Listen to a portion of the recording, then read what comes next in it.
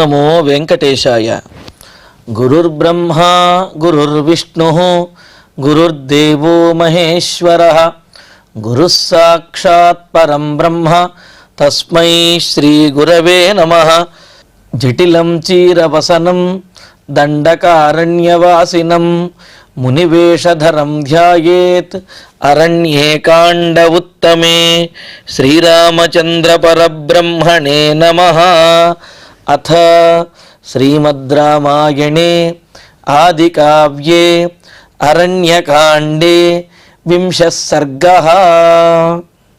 క్రోధముత్పాద్య no భర్తుః ఖరస్య సుమహాత్మనః త్వమేవ హాస్యసే ప్రాణాన్ అద్యాస్మాభిర్హతో యుధి.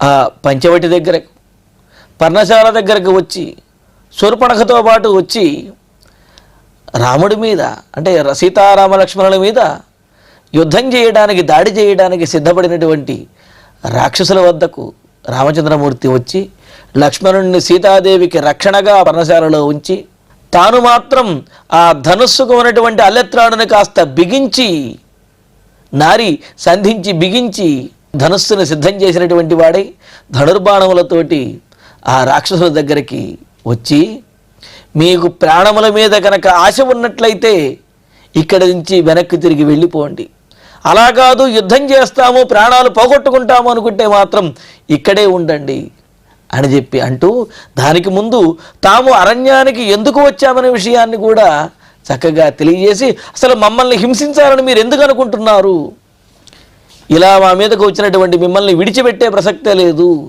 జాగ్రత్త అని హెచ్చరించాడు. హెచ్చరిస్తే అప్పుడు ఆ రాక్షసులు అంటూ ఉన్నారు, నహ భర్తుః సుమహాత్మనః ఖరస్య క్రోధముత్పాద్య. రామ, నీవు మా నాయకుడైనటువంటి గొప్పవాడైన, గొప్ప పరాక్రమం కలిగినటువంటి వాడైన కరునికి కోపం తెప్పించి, కరుని యొక్క సోదరి అయినటువంటి ఈ శూర్పణఖకు ముక్కు చెవులు కోసి ఆ కరునికి కోపాన్ని తెప్పించినటువంటి మీరు త్వమేవ అద్య యుధి అస్మాభిః హతః. ఏమిటి, నీకు ఎదురు నిలబడితే మా ప్రాణములు పోతాయంటున్నావా? కానీ మా నాయకుడికి కోపాన్ని కలిగించినటువంటి నీ ప్రాణములే ఇప్పుడు యుద్ధంలో పోతాయి, మాతో యుద్ధం చేసి నీవే నీ ప్రాణాలు పోగొట్టుకుంటావు అని చెప్పి ఆ రాక్షసులు రాముడికి ఎదురు నిలబడి ఈ విధంగా అంటూ ఉన్నారు. కాహితే శక్తిరేకస్య బహూనాం రణమూర్ధని అస్మాకమగ్రతస్థాతుం కిం పునర్యోద్ధుమాహవే. అసలు ఏమిటి నీ ధైర్యం, ఏమిటి నీ సామర్థ్యం? మేము ఇంతమంది ఉన్నాము, నీ ఒక్కడివే ఉన్నావు. రణమూర్ధని, ఈ రణరంగంలో అగ్రభాగంలో ముందుకు వచ్చినటువంటి బహూనాం అస్మాకం, యోధులమైన పరాక్రమవంతులమైనటువంటి ఇంతమంది ఎక్కువ మంది ఉన్నటువంటి మా ముందు ఏకశ్చితే స్థాతుం శక్తిక, ఒంటరిగా ఒక్కడివే నీవు మాకు ఎదురు నిలబడటానికి అసలు నీకు శక్తి ఎక్కడిది? అంత శక్తి నీకు లేనే లేదు. తే స్థాతం శక్తి, శక్తి ఏముంది నీ దగ్గర, ఏం సామర్థ్యం ఉంది నీ దగ్గర? ఆహవే యోద్ధం కిం పునః, అసలు మా అందరి ముందు నుంచోటానికే నీకు శక్తి సరిపోదు, అలాంటిది మాతో యుద్ధం చేసేటటువంటి శక్తి నీకెక్కడదయ్యా? మాలో ఒక్కడితో యుద్ధం చేయడానికి నీ దగ్గర శక్తి లేదు, మేము ఇంతమంది వచ్చి యుద్ధం చేయడానికి వస్తే మా అందరితో పోరాడటానికి నీకు శక్తి ఎక్కడిది అని అంటున్నారు. అయితే ఇక్కడ యుద్ధానికి వచ్చినప్పుడు దీనమైనటువంటి మాటలు మాట్లాడకూడదు, అలాగే తమతో ఉన్నటువంటి వారిని ఉత్సాహపరచడం కోసం ఈ విధంగా ధైర్యవంతమైనటువంటి మాటలే మాట్లాడాలి అని అంటారు. కావున ఇలా మాట్లాడారు. కానీ వీరికి కూడా రామచంద్రమూర్తి విరాధుణ్ణి వధించినటువంటి విషయం వీరందరికీ తెలుసు. అందుకనే అధిక పాఠంగా చెప్పినటువంటి ఇంతకు ముందు శ్లోకంలో అక్కడ దృష్టాదృష్ట పరాక్రమం అని అంటూ ఒకసారి రాముడి యొక్క పరాక్రమం గురించి విన్నటువంటి వారు అయినప్పటికంటే విరాధుణ్ణి వధించిన వాడు రాముడే అనే విషయం తెలిసినప్పటికీ కూడా మరి కరుడు ఇప్పుడు రాముడి మీద యుద్ధానికి పంపించారు. కావున వీళ్ళు దీనంగా ఉండకూడదు. అందుకని ఏంటి, వాళ్ళు మేము నీ చేతిలో వధించబడటం కాదు, మేమే, మా ముందు అసలు నిలబడేటువంటి శక్తి కూడా నీకు లేదు, ఇంతమంది మేమున్నాం, మాతో ఎలా యుద్ధం చేస్తావయ్యా నీవు అని చెప్పి అంటూ, ఏహి బాహు ప్రయుక్తైర్న పరిఘైశూలపట్టసై ప్రాణాంస్త్యక్షసి వీర్యంచ ధనుశ్చకర పీడితం. రామా, ఎంతో ధైర్యంతో, ఎంతో పరాక్రమంతో గొప్ప ధనుస్సుని పట్టుకుని నించున్నాను అని చెప్పి మా ముందు రొమ్ము చూపిస్తూ ధైర్యంగా నిలబడ్డావు, కానీ దా మాతో యుద్ధం చెయ్యి. ఈ యుద్ధంలోనే నీవు నీలో ఉన్నటువంటి 3 గుణములను కూడా ఒకేసారి కోల్పోతావు అన్నట్లుగా చెబుతూ, ఏహి రావయ్య మాతో యుద్ధం చెయ్యి. నహ బాహుప్రయుక్తై పరిఘై, ఇదిగో మేము బాహుబలంతో ప్రయోగించేటటువంటి ఈ పరిఘ అంటే శూలము వంటి ఆయుధాలు ఏవైతే ఉన్నాయో, ఇనుముతో చేసినటువంటి బరిసెలు, శూలములు, ఇటువంటి ఆయుధములు ఏవైతే ఉన్నాయో, శూలపట్టసైహి, అలాగే శూలములు మొదలైనటువంటి ఆయుధములు అన్నమాట. వీటితోటి, అంటే పట్టసము అంటే ఒక రకమైనటువంటి కత్తి అన్నమాట. అలాగే పరిఘాని అంటే గదలాంటి ఆయుధము, అంటే చేతి దూరంగా ఉన్నవాడి మీద విసిరేయటానికి, దగ్గరికి వచ్చినటువంటి వాడిని మోదటానికి, కొట్టడానికి కూడా అవి వినియోగించేటువంటి ఆయుధాలు పరిఘలు అని చెప్పి అంటారు అన్నమాట. ఆ పరిఘ అనే ఆయుధములు ఉన్నాయి వీరి దగ్గర. అలాగే శూలపట్టసైహి, శూలములు, అదేవిధంగా ఖడ్గములు, ఇవన్నీ కూడా ఉన్నాయి. ఇలాగా మేము మా బాహుబలంతో ప్రయోగించేటటువంటి పరిఘలు, శూలములు, ఈ పట్టసములు, వీటి చేత నీవు ప్రాణములను, వీర్యం నీ పరాక్రమము, కరపీడితం ధను నీ చేతిలో ఉన్నటువంటి ఆ ధనుస్సుని, ఈ 3ంటిని కూడా ఒకేసారి నువ్వు కోల్పోతావు, రా మాతో యుద్ధం చెయ్యి అని చెప్పి వాళ్ళు, ఆ రాక్షసులు రాముడిని యుద్ధానికి పిలుస్తున్నారన్నమాట. అంటే నీ విల్లొమ్ములు, నీ వీర్యము అంటే నీ పరాక్రమము, నీ ప్రాణములు అన్నింటినీ కూడా ఒకేసారి మేము తీసేస్తాం, రామాతో యుద్ధానికి అని చెప్పి వాళ్ళు ఈ విధంగా అంటూ ఉన్నారు. అంటూ ఇత్యేవ ముక్త్వా సంక్రుద్ధ రాక్షసాస్తే చతుర్దశ చిక్షుపుస్తాని శూలాని రాఘవం ప్రతి దుర్జయం. ఇక్కడ రాక్షసులు అన్న మాటలు ఏవైతే ఉన్నాయో ఇంతకు ముందు శ్లోకంలో, వాటిల్లో ఒక పరమార్థం కూడా ఉన్నది. అంటే సరస్వతి ఆ విధంగా పలికిస్తుందేమో. వాళ్ళు అన్నమాట, మా అందరి ముందు నీవు నుంచోలేవు, మా అందరితో యుద్ధం చేసి మేము ప్రయోగించేటటువంటి ఆయుధములతోటి ప్రాణములు, అదేవిధంగా పరాక్రమాన్ని, ధనుర్బాణములు, వీటిని కూడా ఒకేసారి విడిచిపెట్టేస్తావు అని చెప్పి వాళ్ళు రాముడి అన్నట్లుగా అక్కడ శ్లోకం అనేది ఉన్నది.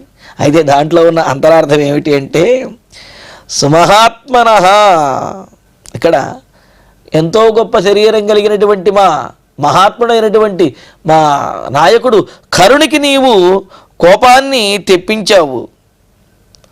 అతని చేత ప్రేరేపించబడినటువంటి మా చేత నీవు కొట్టబడినవాడివి అయినప్పటికంటే, మా చేత మాతో నువ్వు యుద్ధం చేసినప్పటికీ కూడా, యుద్ధం చేస్తే ఏం జరుగుతుంది అని అంటే, త్వం నహ ప్రాణాన్ హాస్యసి ఏవా. అన్వయాన్ని కాస్త మార్చి కనుక చెప్పుకున్నట్లయితే ఈ విధంగా అర్థం వస్తుందన్నమాట. మొదట అర్థం ఏమని వచ్చింది, మా చేతిలో నీ ప్రాణములు పోతాయి అని అర్థం వచ్చింది. కానీ ఇక్కడ పరమార్థం ఏమిటి అంటే, కరుణ చేత ప్రేరేపించబడి నీ మీద యుద్ధానికి వచ్చినటువంటి మా ప్రాణములు నీ చేతిలో పోతాయి, మా ప్రాణములను తీయగలిగినటువంటి సామర్థ్యం నీకే ఉన్నది అని అన్నాడు. అంటూ ఇక్కడ చూడండి, ఇందాక ఏమన్నారు, మేము ఇంతమంది ఉన్నాము, నువ్వు ఒక్కడవే ఉన్నావు, మా ముందు నిలబడటానికి కూడా నీకు అసలు ధైర్యం ఎక్కడదయ్యా అని చెప్పి అన్నారు కదా. ఇక్కడ అంటూ ఉన్నారు, అందుకని రణమూర్ధని, యుద్ధంలో ఏకస్యతే అగ్రతః స్థాతుం బహూనామపి అస్మాకం కాశక్తి. నువ్వు ఒక్కడవే నుంచున్నప్పటికీ కూడా, మేము ఇంతమంది ఉన్నప్పటికీ కూడా నీ ముందు నిలబడేటువంటి శక్తి మాకెక్కడిది? నువ్వు ఒక్కడవైనా మేము ఎక్కువ మంది ఉన్నప్పటికీ కూడా మాకు ధైర్యము, శక్తి చాలదు. అయినప్పటికీ కూడా మా నాయకుడు ఆజ్ఞాపించాడు, కావున మేము వచ్చి నీతో యుద్ధానికి సిద్ధమవుతున్నాడు. అంటే యుద్ధరంగంలో నువ్వు ఒక్కడే ఉన్నప్పటికీ మేమందరము కనీసం నీ ముందు ఎదురు నిలబడలేము అని అంటే నీతో యుద్ధం చేసి మేము గెలవగలమా? ఒకవేళ యుద్ధం చేస్తే ఏం జరుగుతుంది అని అంటే దాన్ని చెబుతున్నారు, అస్మాకం మా యొక్క ప్రాణాన్ వీర్యం, మా ప్రాణములను మా పరాక్రమాన్ని త్యక్ష్యసి. ఇక్కడ త్యక్ష్యసి అంటే త్యాజయిష్యతి, పోగొడతావు అంటే పోగొట్టుకుంటావు అని కాకుండా ఇక్కడ పోగొడతావు అని చెప్పి అర్థం అన్నమాట. అంటే మా ప్రాణములను, అదేవిధంగా మా పరాక్రమం, మా ధైర్యం ఏదైతే ఉన్నదో దానిని అన్నింటినీ కూడా ఒకేసారి నీవు ఆ యుద్ధంలో మా నుండి వేరు చేస్తావు. సరే, ఇక్కడ నుంచి వెనుకకు మరలి వెళ్ళిపోయామా, మా నాయకుడైనటువంటి కర్ణుడు మమ్మల్ని వధించేస్తాడు. వెనుకకు వెళ్ళలేదా, నీ చేతిలో మా ప్రాణములు పోతాయి. అక్కడ కర్ణుడి చేతిలో మరణించడం కంటే కూడా నీ చేతిలో కనుక మరణించినట్లయితే మాకు మోక్షం అనేది వస్తుంది అనే పరమార్థం అనేది ఈ శ్లోకంలో ఉన్నదన్నమాట. అంటే అన్వయాన్ని కాస్త మార్చి కనుక చెప్పుకున్నట్లయితే ఈ అర్థం అనేది ఈ విధంగా వస్తుంది.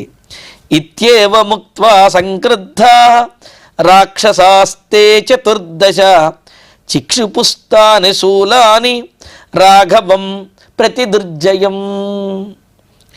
ఈ విధంగా రాముడి మీద గర్జించినటువంటి వారై వాళ్ళు, ఇదిగో రావయ్యా మాతో యుద్ధం చేయి, మేము ప్రయోగించినటువంటి ఈ శూలములకు, ఖడ్గములకు, పరిఘలకు కూడా నీ ప్రాణములు, నీ పరాక్రమము, నీ ధనుర్బాణములు ఇవన్నీ కూడా ఒకేసారి వెళ్ళిపోతాయి, రావయ్యా అని చెప్పి రాముడిని పిలిచినటువంటి వారై ఈ విధంగా చెప్పి సంక్రుద్ధాహ, మిక్కిలి కోపంతో ఉన్నటువంటి వారు, తే చతుర్దశ 14 మంది కూడా రాక్షసులందరూ.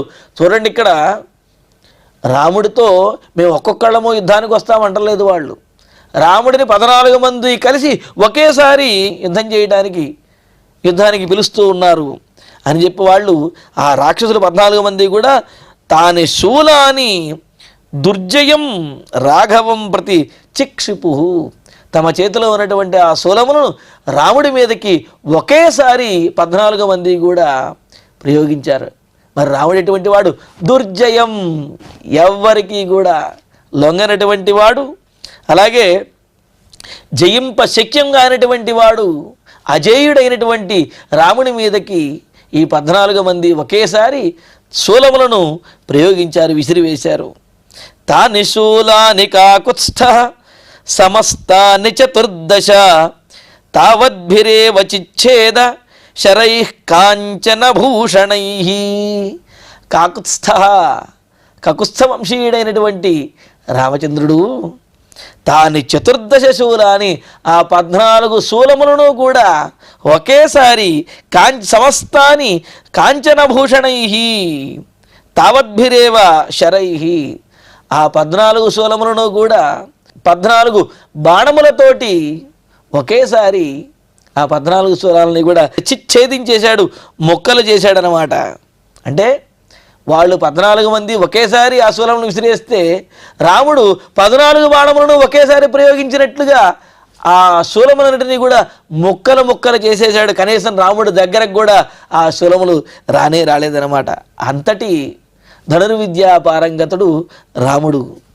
ఇంకా తతఃపశ్చాన్ మహాతేజ నారాచాన్ సూర్య సన్నిభాన్ జగ్రాహ పరమక్రుద్ధః చతుర్దశ శిలాసితాన్. ఇంకా ఆ శూలములను ఛేదించిన తర్వాత తతఃపశ్చాత్, ఇంకా ఆ తర్వాత మహాతేజాః, గొప్ప తేజస్సు కలిగినటువంటి వాడైన శ్రీరామచంద్రుడు పరమక్రుద్ధః, తాను ఒకసారి చెప్పిన తర్వాత కూడా తాము వనవాస దీక్షలో ఉన్నాము, మమ్మల్ని ఎందుకు హింసిస్తారు, మీరు పోండి ఇక్కడి నుంచి అని చెప్పిన తర్వాత కూడా ఇలాగ తన మీద దాడి చేసినటువంటి ఆ రాక్షసుల మీద మరింత కోపించినటువంటి వాడైన రామచంద్రమూర్తి సూర్య సన్నిభాన్ శిలాసితాన్, అంటే సూర్య సన్నిభాన్, సూర్యుడి వలె ప్రకాశిస్తున్నటువంటివి, సమానమైనటువంటివి, శిలాసితాన్, బండలను కూడా రాళ్లను కూడా ఛేదించడంలో సమర్థవంతమైనటువంటివి, కొండరాళ్లను కూడా పగలగొట్టేవి అంటే మరి శరీరాలను ఛేదిస్తాయి అని చెప్పి ప్రత్యేకంగా చెప్పాలా? కాబట్టి రాళ్ల మీద ప్రయోగించిన రాయిని 2గా చీల్చేసి రాయిలోంచి లోపలికి వెళ్ళిపోతుందన్నమాట.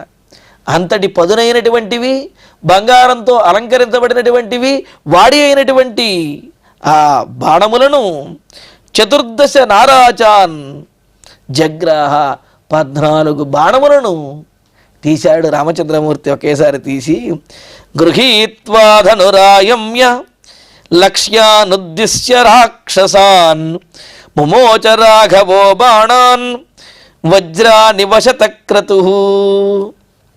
రామచంద్రుడు 14 బాణములను కూడా తీసి రాఘవ బాణాన్ గృహీత్వా ధను ఆయమ్య, ధనుస్సుని గట్టిగా పట్టుకుని ఆ ధనుస్సులో 14 బాణములు కూడా గట్టిగా సంధించి గట్టిగా లాగి ఆయమ్య ఆకర్ణాంతం అంటే చెవి వరకు కూడా పూర్తిగా లాగి శతక్రతు వజ్రాని ఇవా, ఇంద్రుడు వజ్రాయుధములు ప్రయోగించినట్లుగా, అంటే ఇంద్రుడు పిడుగు వంటి వజ్రాయుధమును పర్వతాల మీద ప్రయోగించినట్లుగా రాముడు అటువంటి బాణములను, నిశితమైనటువంటి బాణములను రాక్షసుల మీద ప్రయోగిస్తూ లక్ష్యాన్ రాక్షసాన్ ఉద్దిశ్య, ఆ రాక్షసుల వైపు ఆ బాణములను గురిపెట్టి ముమోచ ప్రయోగించాడు. 14 బాణములను కూడా రాముడు ఒక్కసారిగా 14 మందికి గురిపెట్టి మరి వాటిని గట్టిగా ఆకర్ణాంతం తాడును లాగి ఒక్కసారి ప్రయోగించారట.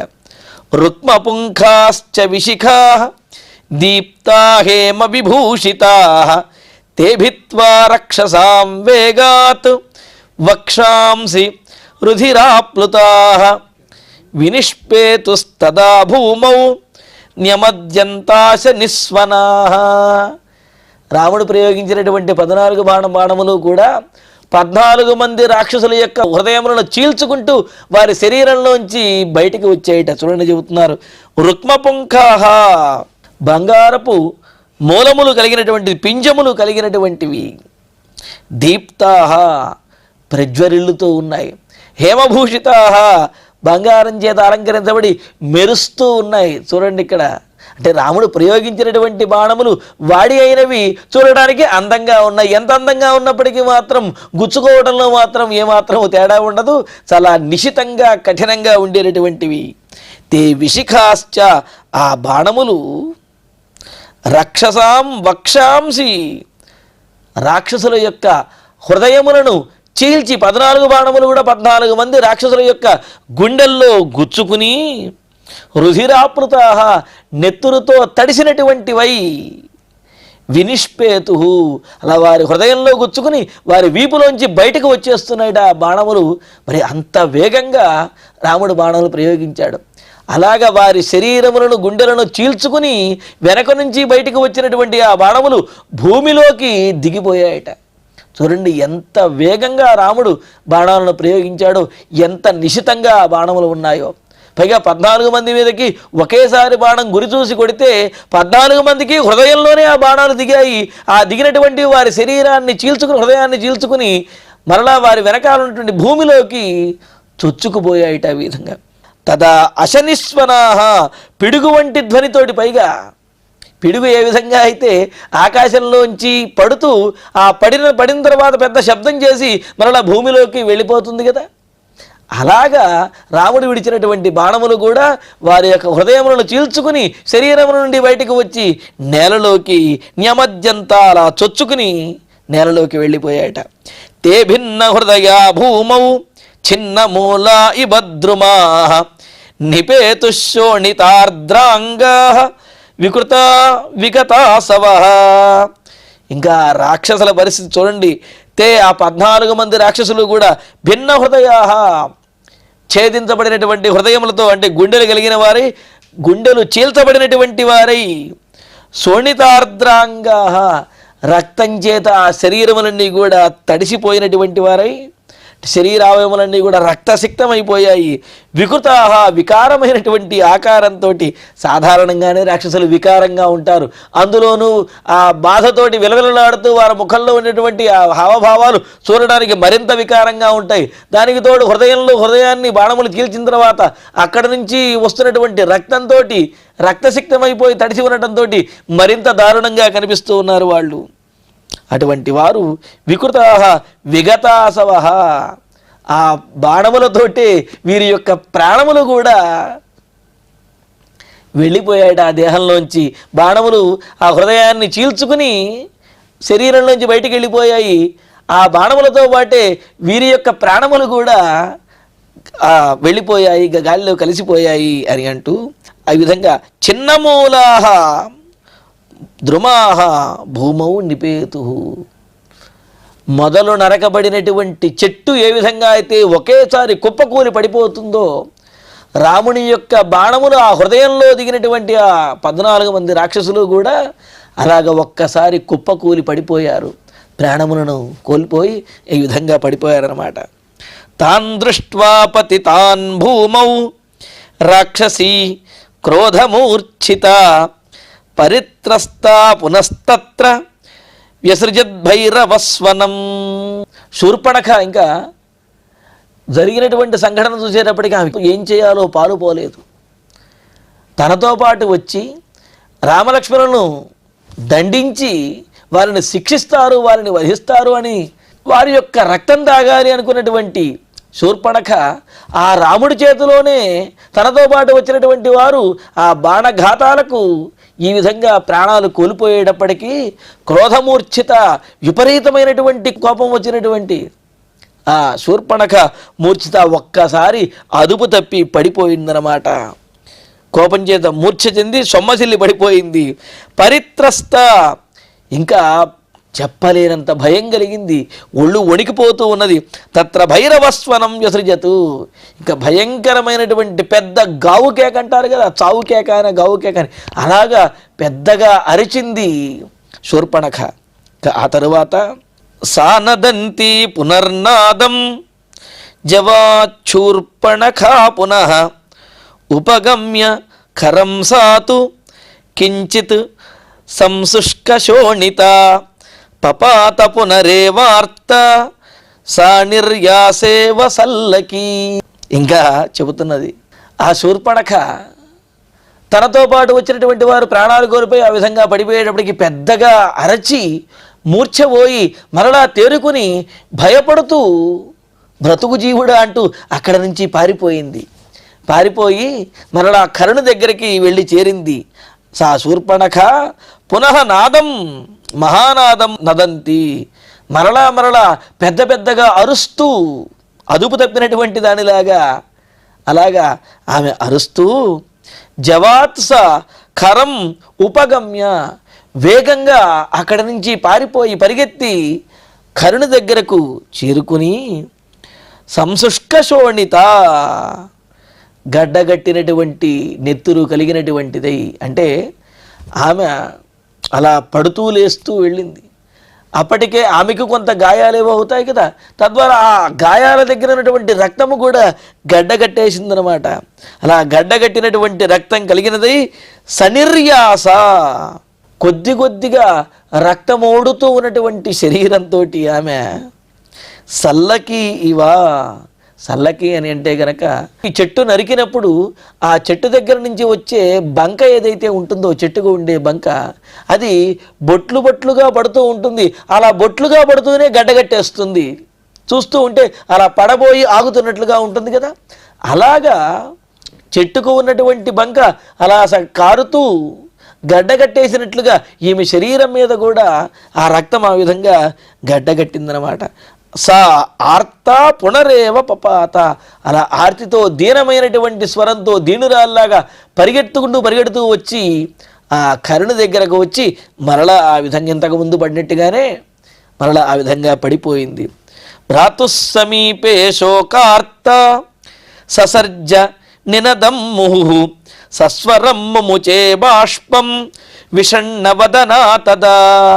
ఇంకప్పుడు ఆ శూర్పణఖ శోకార్త, దుఃఖం చేత పీడించబడుతూ బోరున పెద్దగా ఏడుస్తూ తన సోదరుడైనటువంటి కరుణ దగ్గరికి వచ్చి కరుణ దగ్గర ముహుహు నినదం ససర్జ, మరలా ఏడుస్తూ ఎక్కెక్కి ఏడుస్తూ పెద్ద పెద్దగా అరుస్తూ ఉన్నది.